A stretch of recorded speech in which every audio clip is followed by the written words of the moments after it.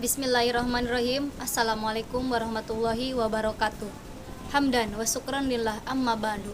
Wassalatu wassalamu ala asrofil anbiya'i wal mursalin wa ala alihi wa sahbihi ajmain amma ba'du. Hadirin yang saya hormati, Ustadz Fauzan yang saya banggakan, dan para teman-temanku sekalian yang saya sangat cintai. Pertama-tama, marilah kita panjatkan puji dan syukur kita kehadrat Allah Subhanahu wa Ta'ala, yang mana yang telah memberikan kita beribu-ribu kenikmatan sehingga kita bisa berkumpul di tempat yang penuh barokah ini. Salawat serta salam semoga tercurah limpahkan kepada junjungan kita, Nabi besar kita, yakni Nabi Muhammad Sallallahu Alaihi Wasallam. Teman-temanku yang saya banggakan dan hadirin yang saya hormati, perkenalkan, nama saya Alia Mardiatul Khairiyah. Saya dari Prodi Ilmu Hadis. Di sini saya akan memaparkan sebuah materi yang berjudul Pendidikan Propetik. Manusia pada zaman sekarang, perlakuan terhadap pendidikan itu ada dua. Yang pertama itu adalah pendidikan sekolah, dan yang kedua adalah pendidikan propetik. Bagaimana kita menyeimbangi keduanya? Apakah kalian tahu apakah perbedaan antara pendidikan sekolah dan pendidikan propetik? Nah, sekarang kita akan membahas satu persatu. Terlebih dahulu, pendidikan sekolah adalah pendidikan yang membahas tentang pelajaran-pelajaran yang ada di sekolah saja. Contohnya, pelajaran matematika, bahasa Indonesia, IPA, IPS, dan lain sebagainya. Sedangkan pendidikan propetik itu adalah pendidikan karakteristik yang merujuk kepada karakter seorang siswa, baik itu tingkah laku ataupun sifatnya. Nah, sebelum kita mengenal lebih jauh apa itu pendidikan propetik, di sini saya akan membahas tentang propetik saja, tidak dengan pendidikan sekolah.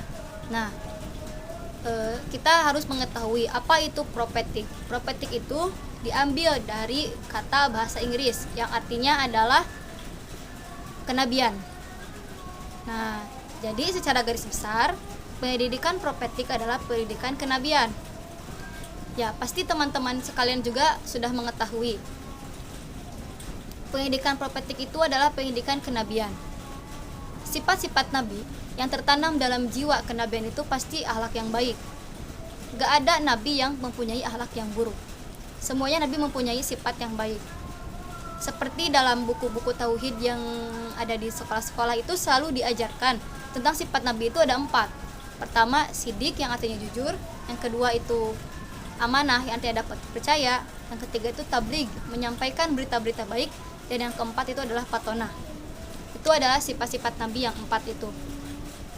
Nah, bagaimana sifat nabi yang 4 itu tertanam dalam jiwa kita masing-masing sebagai manusia yang biasa, yang bukan nabi gitu kan. Bagaimana sifat yang 4 itu tertanam dalam diri kita sehingga kita mempunyai sifat terpuji. Nah, maka dari itu pendidikan propetik ini sangat berperan dalam perkembangan siswa. Bagaimana cara kita menerapkan pendidikan propetik dalam kehidupan sehari-hari? Hal yang harus kita ketahui bersama, pertama itu adalah kita harus mempunyai sikap yang baik dan niat yang baik. Nah, bisa menerapkan pendidikan propetik itu dalam lingkungan sekolah, dalam lingkungan keluarga, dan dalam lingkungan masyarakat. Dalam lingkungan sekolah itu guru yang paling berperan dalam pendidikan propetik, karena guru akan mendidik seorang siswa itu menjadi seorang siswa yang baik dan benar. Yang kedua, pendidikan propetik diamalkan di rumah. Itu yang berperan itu adalah orang tua. Orang tua yang harus mendidik anak itu menjadi anak yang baik. Bagaimana? Dengan cara mengajarinya sikap tata krama yang sopan dan santun. Dan yang ketiga adalah pendidikan propetik yang diamalkan di lingkungan. Itu berhubungan dengan teman-teman. Nah, kita harus pintar memilih teman. Ketika kita punya teman baik, kita akan terbawa baik.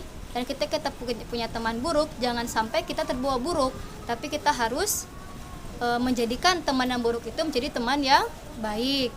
Nah, jadi kesimpulannya adalah pendidikan propetik adalah pendidikan kenabian yang harus ditanamkan dalam jiwa seorang siswa dan diamalkan dalam kehidupan sehari-hari. Nah, pendidikan sekolah itu harus seimbang dengan pendidikan propetik, karena ilmu tanpa akhlak itu akan menjadi sombong. Seperti siapa? Akan menjadi seperti Fir'aun, Namrud, Abroha, dan lain sebagainya. Itu adalah contoh besar orang yang punya ilmu tapi gak ada akhlak atau gak punya iman.